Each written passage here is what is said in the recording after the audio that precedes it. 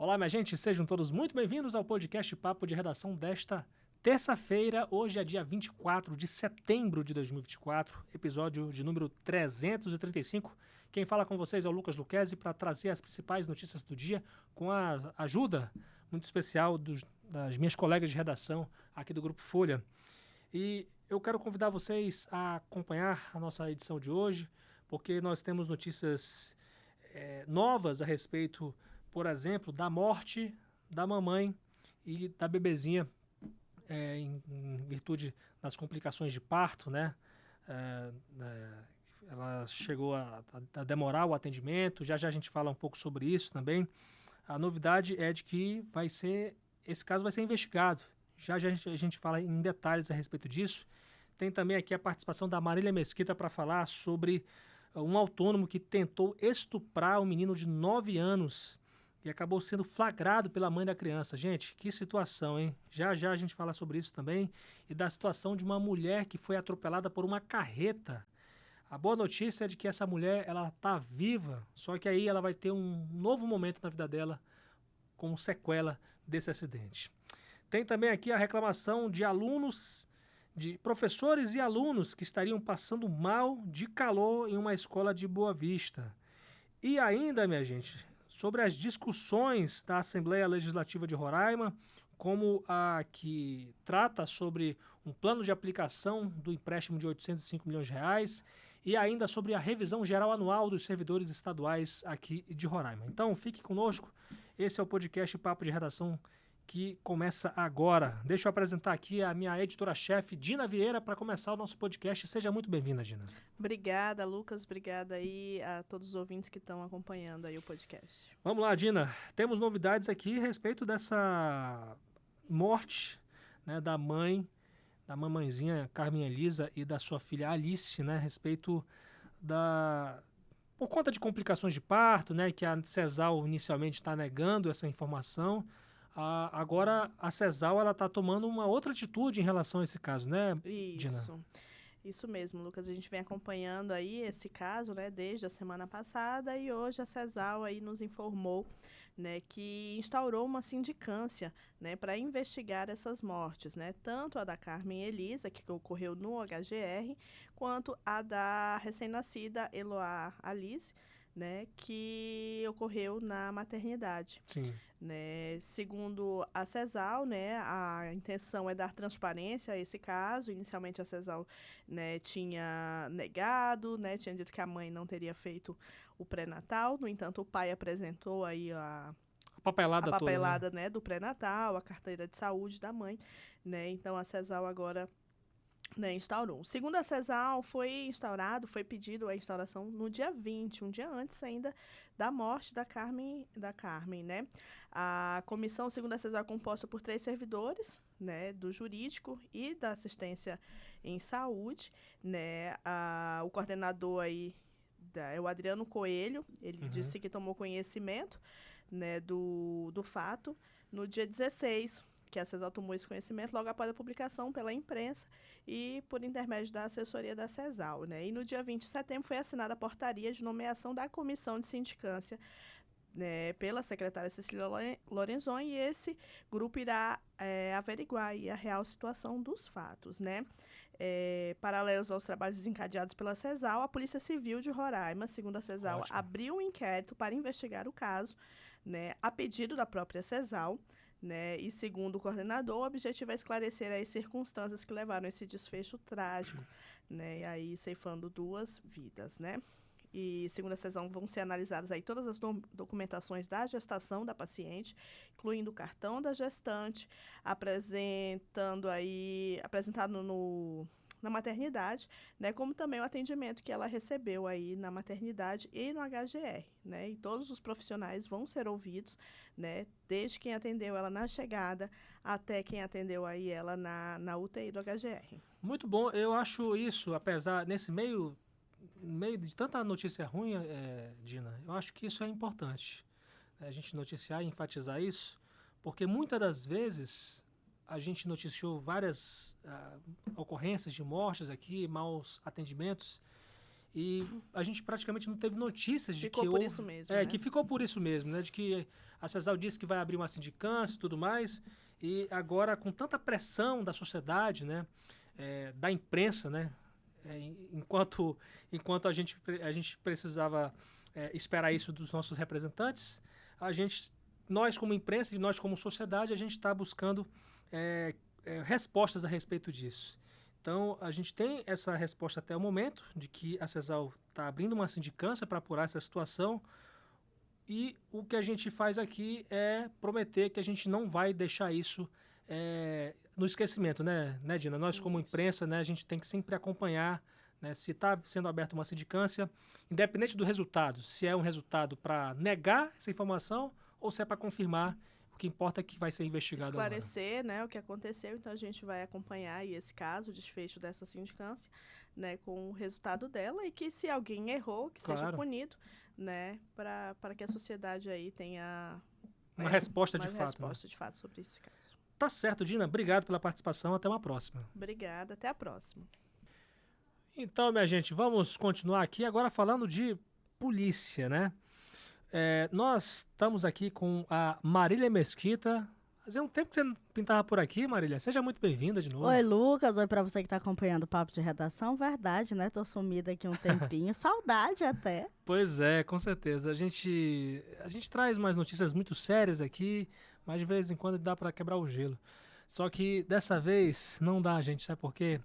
Porque a Marília noticiou hoje aqui no Grupo Folha que um autônomo tentou estuprar um menino de 9 anos e acabou sendo flagrado pela mãe da criança. Não foi isso, Marília? Isso, Lucas. Mais um caso de estupro acontecendo aqui no nosso estado. E dessa vez foi o GPM, de 52 anos, que ele foi preso após tentar estuprar um menino de 9 anos. E a mãe da vítima acabou flagrando o suspeito. E esse caso aconteceu na tarde dessa segunda-feira, dia 23, em Mucajaí. Um candidato a vereador pelo município se apresentou como advogado do suspeito e tentou intimidar a guarnição da Polícia Militar e, conforme apurado aqui pela nossa reportagem, o suspeito já responde por outros inquéritos policiais por estupro de vulnerável. Então, como que aconteceu esse caso ontem? A mãe do menino relatou que estava em sua residência juntamente com o marido e os filhos, quando, por volta das 11 horas, o suspeito e o candidato fizeram uma visita na residência com o intuito de apresentação política. A visita teria sido combinada dias antes entre o suspeito e o pai da criança. Depois da visita, os dois homens foram embora e, por volta das 17 horas, o GPM retornou à casa da família, levando uma bola de futebol, pacotes de bolacha recheada e um conjunto de roupa, com o pretexto de presentear o menino. Nesse momento, estava apenas a mulher e os filhos em casa, pois o marido tinha saído para trabalhar. A mãe da criança pediu para o homem entrar na casa e ficaram na sala lanchando. O menino vestiu a roupa e recebeu elogios de GPM, e aí, em determinado momento, a mãe da vítima foi até a cozinha e foi quando ocorreu a tentativa de estupro. No ato, o menino tentou gritar por socorro, mas teve a boca tampada pelo suspeito. Depois de um tempo, a vítima conseguiu se desvencilhar do suspeito e correu até onde a mãe estava. Ao ouvir os gritos, a mulher foi até a sala e flagrou o GPM fechando o zíper da calça. Após presenciar a cena, a mulher correu com os filhos para o quarto e trancou a porta. O suspeito tentou amenizar a situação, bateu na porta e ofereceu R$ 20 para o menino. E aí, como não teve retorno, ele saiu da casa.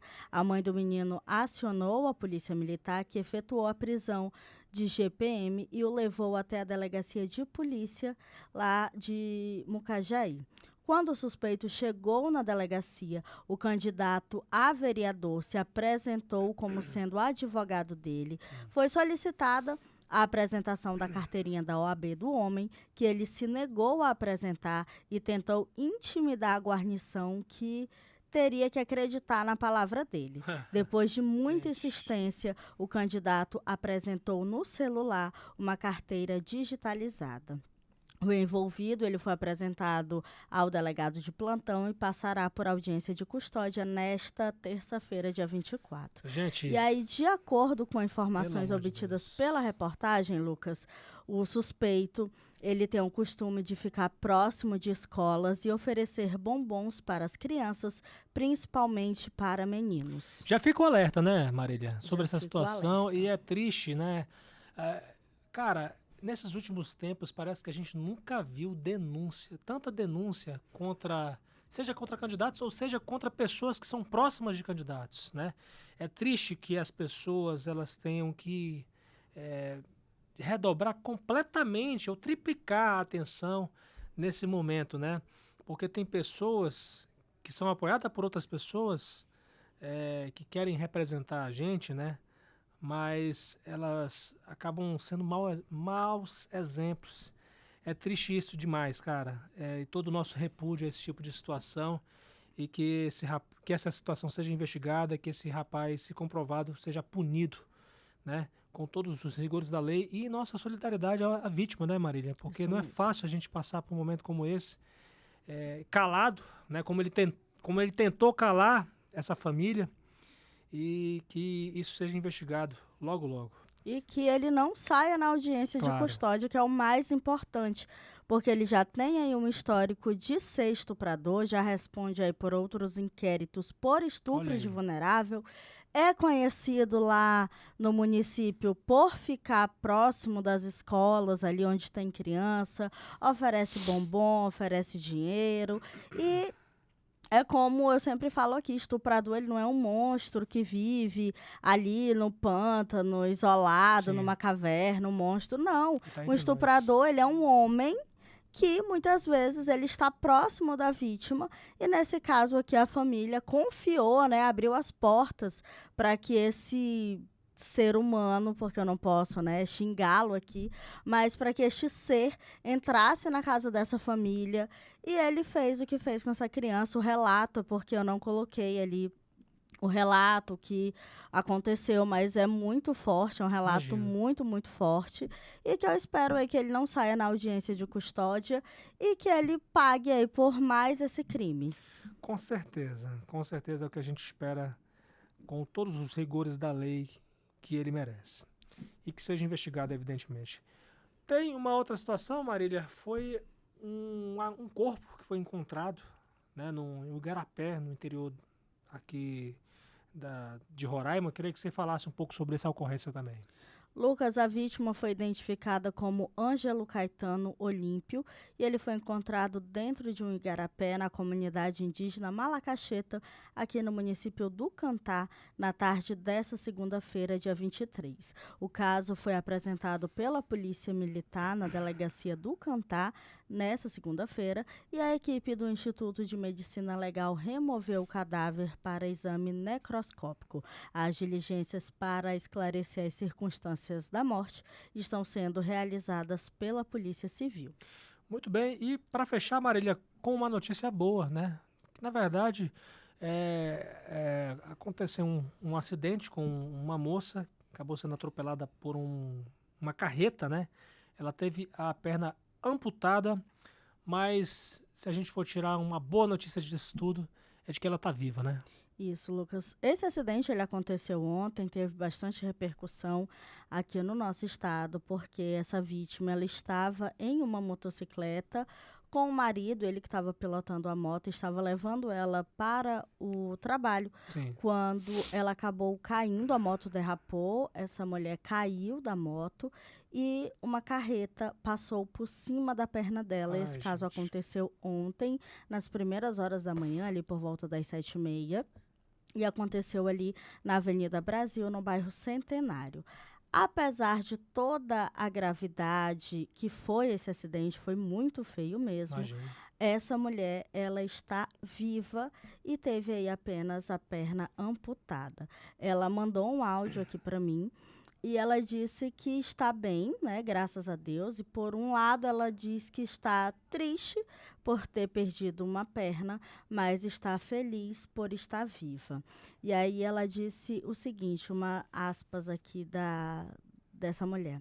Ela disse o seguinte: quem viu a cena e me ver viva é uma vitória.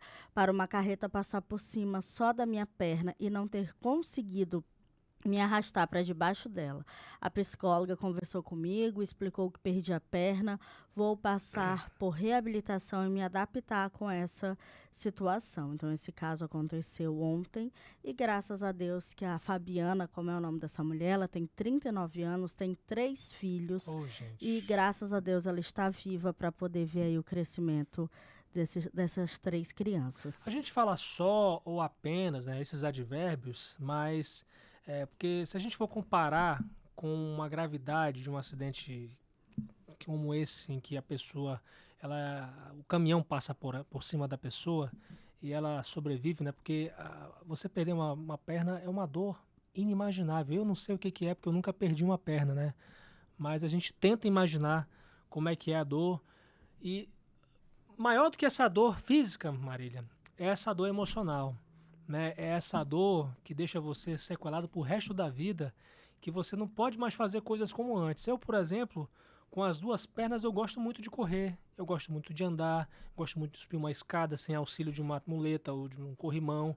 Então, agora realmente é tentar superar esse momento, que essa mulher, a Fabiana, ela possa ter a nossa solidariedade aqui no nosso Grupo Folha, das pessoas também da nossa cidade de Boa Vista, e agora é um novo momento na vida dela, né? Isso, é um novo momento, e é como eu estava conversando com a tia dela, e ela disse que Deus, ela é de uma família evangélica, e ela frisou bastante isso durante a nossa conversa, que Deus tem um propósito na vida da Fabiana, que bom que ela entende que Deus assim. tem os seus escolhidos, e que não dá nenhum fardo maior do que a gente possa carregar, então ela ter passado por isso é algo muito triste, mas, graças a Deus, ela está viva. E pela gravidade que foi o acidente, quando a gente fala só perdeu a perna, é porque ela poderia ter perdido a vida, que não tem Exatamente. nada mais importante do que a nossa vida. Ela poderia ter ficado tetraplégica. E, graças a Deus, que ela perdeu só uma perna, foi do joelho para cima que ela perdeu essa perna. E ela disse que está bem, ela mandou um áudio. Então, assim, apesar dos pesares, ela está viva, perto da sua família, recebendo aí todo o apoio, todo o carinho. E, graças a Deus, que eu não tive que noticiar que essa mulher morreu e deixou 3 filhos aí órfãos. Gente. Então, o fato dela estar viva e poder ver o crescimento dos filhos, isso é algo que tem que ser, sim, glorificado, tem que agradecer, porque ela poderia ser mais uma estatística, mais um número, mais uma vítima de acidente de trânsito, que perdeu um membro, é muito triste, mas pelo menos está viva. Com certeza, que fico feliz porque tem resiliências como essa que a gente precisa se inspirar, né, e também inspirar quem quer que seja, porque tem gente, Marília, que reclama de absolutamente tudo, e muitas dessas pessoas, elas têm 2 pernas, elas têm 2 braços, 2 mãos, enfim. Tem saúde, tem um emprego, tem comida, tem uma casa, tem uma cama, tem a família ali próximo.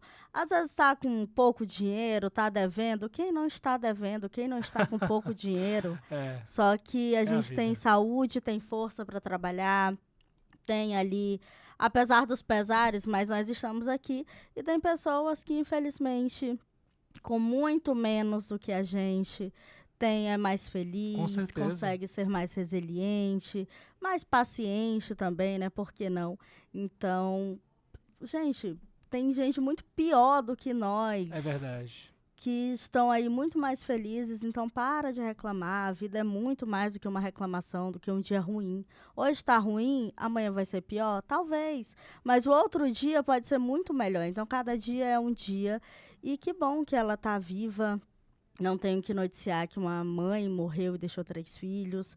Não precisei ter que noticiar isso, porque quem viu de perto como ela ficou... Você viu? Realmente, eu não vi o corpo dela lá. Mas você viu? Mas eu fui lá, tinha sangue, Sim, exatamente. tinha um resto de Tinha sangue lá, né? Tinha Tava sangue, e ela ficou com a perna muito gente. esmagada. Sim. Então tinha pedaços de órgãos no chão Gente. e o cheiro estava muito forte. Então, uma carreta com uma moto, a gente já imagina o pior. Então, quando eu cheguei no hospital, que não, ela chegou aqui, ela perdeu muito sangue também. Então, assim, tem toda uma questão. E essa mulher mandar um áudio no dia seguinte, após o acidente, É inacreditável, nossa, né? é inacreditável mesmo, porque eu já estava esperando o pior, né, digamos assim, porque pela forma como foi, pela forma que relataram que ela saiu do local do acidente, o SAMU e o Corpo de Bombeiros que fizeram o resgate dela, Sim. ela estava muito grave. E no dia seguinte ela mandar um áudio, nossa, isso foi maravilhoso. Com certeza, com certeza. Marília, muito obrigado pela participação. Que você volte aqui com boas notícias.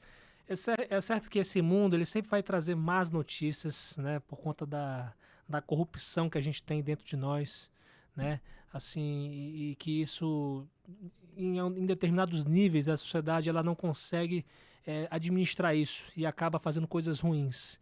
Então, que você venha trazer notícias de prisões de pessoas, notícias de pessoas que superam esse tipo de momentos. É isso que a gente deseja para todos nós.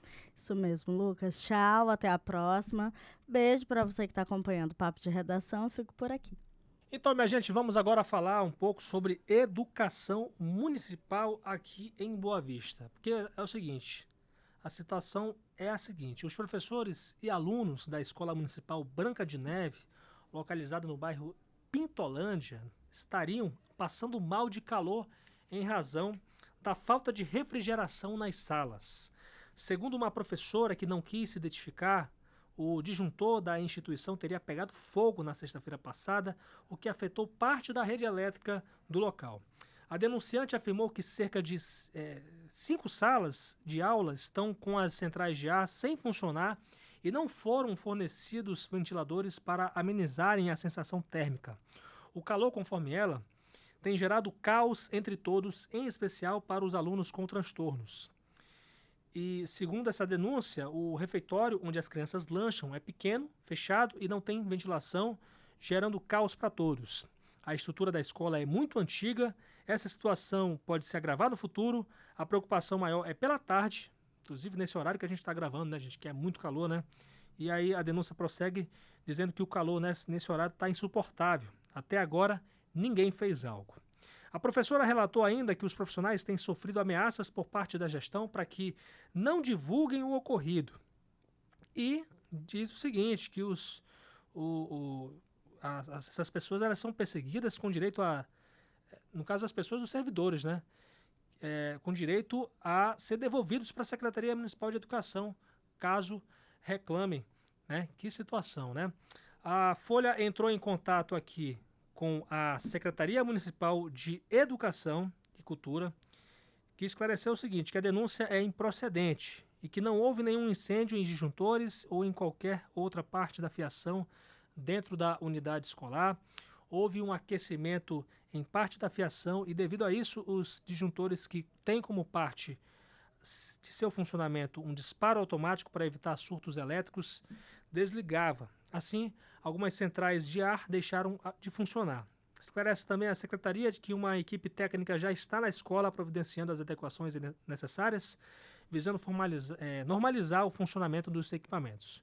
Quanto à suposta ameaça de não divulgação de ocorrências dentro da escola, a gestão esclarece que não procede essa informação.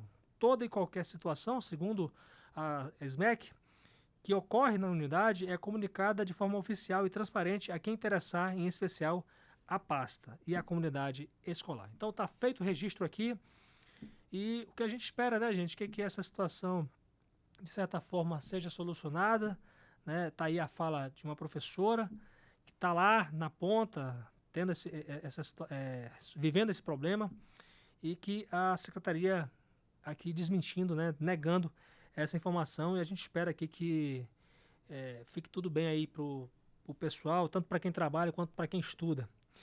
Olha, gente, a Assembleia Legislativa de Roraima decidiu nesta terça-feira, por 15 votos a 3, manter o veto do governador Antônio Denário, do Progressistas, ao projeto que incluiria na lei que autorizou o governo a contratar empréstimo de R$ 805 milhões, o plano detalhado de aplicação obrigatória dos recursos contratados junto ao Banco do Brasil. Com isso, essa proposta está arquivada.